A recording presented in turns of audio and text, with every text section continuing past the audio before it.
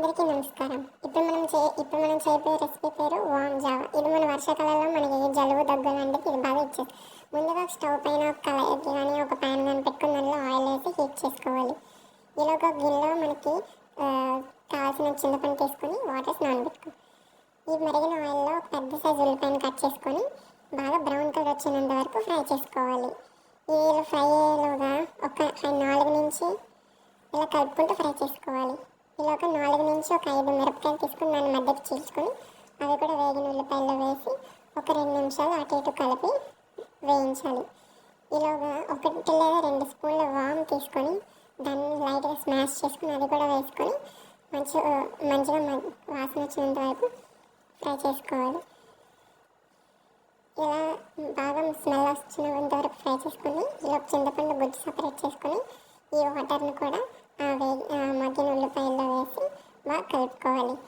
దీన్ని మీడియం సిమ్లో పెట్టుకుని ఇలా కలుపుకుంటూ మరగనివ్వాలి. ఈలోగా వేపిన రైస్ని మిక్సీలో పెట్టి దాన్ని పిండి అంతా వడకట్టేసి రైస్ పక్కన పెట్టుకోవాలి.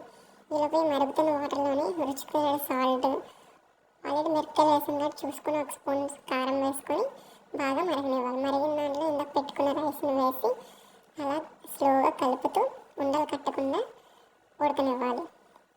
ఈ ఉడుకుతున్న సమయంలోనే మనం పోపు అనేది తయారు చేసుకోవాలి. ఇలా కలపడం వల్ల ఉండలు కట్టదు. దీనికోసం 1 స్పూన్ శనగపప్పు, 1 స్పూన్ జీలకర్ర, 1 స్పూన్ ఆవాలు, కరివేపాకు, దంచిన వెల్లుల్లి ఇవన్నీ సపరేట్గా పోపు వేసుకోవాలి. ఆయిల్ వేసి ఇలా మగ్గిన తర్వాత దీన్ని ఉంచుకోవాలి. ఇది బాగా ఉడికిపోయింది. ఇప్పుడు ఇలా కలుపుకుంటూ ఏదైతే ఇందాక మనం రెడీగా ఉంచిన పోపు వేసి బాగా కలిపేయాలి.